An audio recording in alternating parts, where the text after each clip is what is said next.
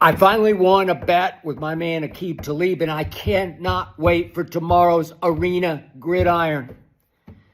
The Denver Broncos just lost that game because ultimately they had lost Bo Nix at the bitter end of their win over Buffalo. It was a football tragedy for the Denver Broncos. If Bo Nix plays today, they win. The Denver Broncos lost this game because Mother Nature actually turned on the home team. It actually turned into home field disadvantage because I don't think Sean Payton saw a blizzard coming, a swirling blizzard of snow that utterly, completely changed the game as the fourth quarter neared. And obviously Sean went for it on an early fourth down. It was 4th and 1 at the 14. 9:22 left in the second quarter. Obviously, if you knew the blizzard was coming and it was going to hit that hard, you just go ahead and take the 3 there because you were going to need the 3. And then ultimately, the Denver Broncos lost the game because that late 45-yard field goal actually got tipped at the line of scrimmage by a rookie out of the U. The U finally won something. It got to the Super Bowl.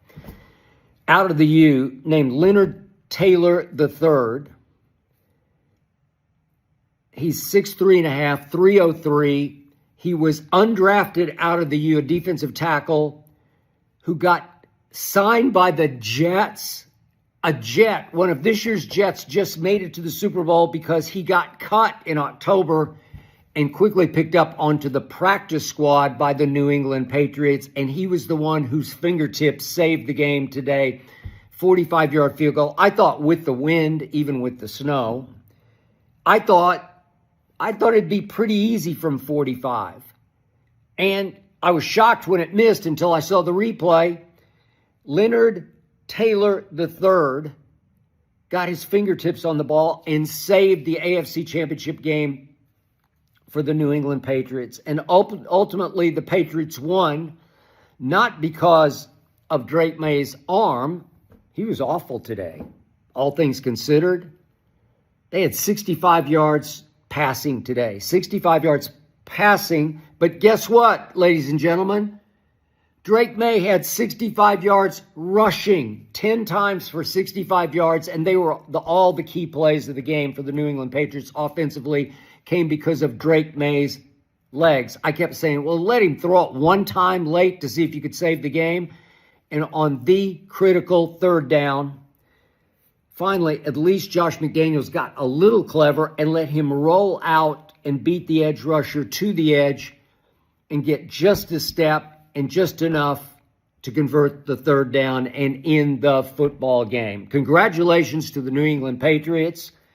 I'll talk more about this tomorrow on Arena Gridiron, but I don't think Tom Brady loves this. I think he'll love it that Vrabel got to the Super Bowl so quickly after Belichick was finally run out the back door the way Brady was.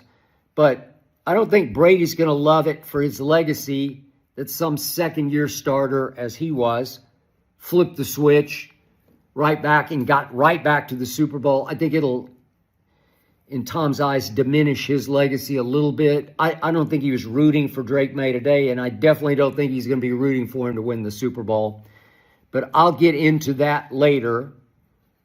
10-7, New England at Denver, thanks to Mother Nature and Jared Stidham turning it over twice.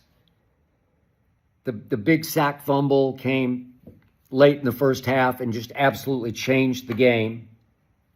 Referees blew the call, but it didn't matter. They blew the whistle too early. Should have been a scoop and score. But at least Drake Maye ran for the touchdown then, 2 plays later, and canceled out the bad whistle, the early whistle. There were 2 early whistles on that play. Should not have been blown. And then late, they tried to go for it deep one time on Christian Gonzalez, who got burned early in the game, which shocked me. But they tried to go deep on him, and Gonzo got his revenge and his amends, made his amends way to go, Gonzo, as a top 5 corner. I still don't know what he was doing on that early play with Marvin Mims. It might have been cover 2 sort of zone concept, but it looked like he had Mims, and it looked like he let Mims just run right by him. Marvin Mims is the fastest receiver Denver has by far.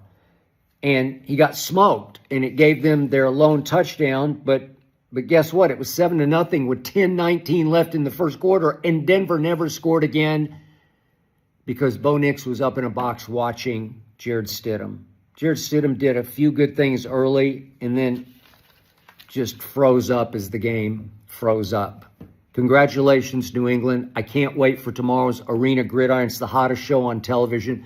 Can't wait. You can see it from 2:30 to 4:30 Eastern on the Arena YouTube channel. We're taking the show to the Super Bowl, but I'll see you tomorrow from Gil's Arena in Woodland Hills, California. I'll be there, and I sure hope Aqib Talib shows up.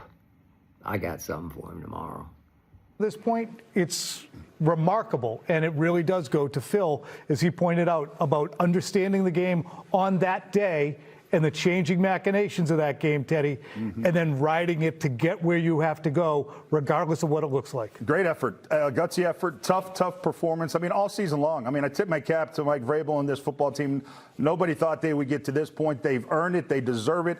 They had a lot of things going against them. They had to go on the road. They had the shorter week. They didn't have the bye like the Broncos. They weren't used to the altitude. So to overcome all of that, I give them a lot of credit. They didn't make the mistakes that the Broncos did. The Broncos made a couple of questionable calls there that are going to cost them. The Patriots maximize that. Great coaching, great effort. These guys got to be proud as heck. And this is just, I mean, I think it's, when I talk to the fans, you guys, it's almost like they can't believe. It's hard to put in words because nobody thought they would be here. But they are here, and they deserve it, and they're getting a chance to play for the Super Bowl in 2 weeks. You know, Mike Vrabel was one of the nominees for Coach of the Year, and whether he wins it or not, I would say, especially if he doesn't win it, you had to be here.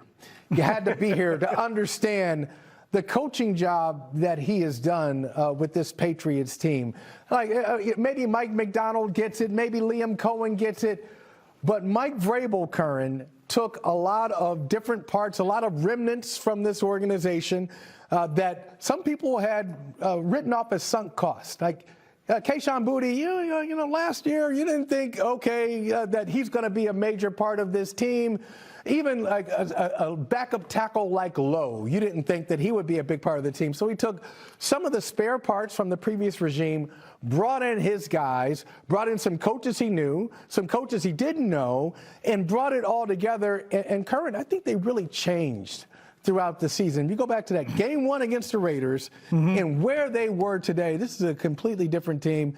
And I think it starts with the culture setter, Mike Vrabel. It does start with the culture setter, and you pointed it out during the game, so I'm going to plagiarize you right now. Plagiarize, baby, plagiarize. The team rely more than anyone on more than anybody else from Ramondre Stevenson today, a player who I thought it would be coaching malpractice to put him back on the field after he had the fumbling issues. Many other people said, enough, I don't ever want to see him again.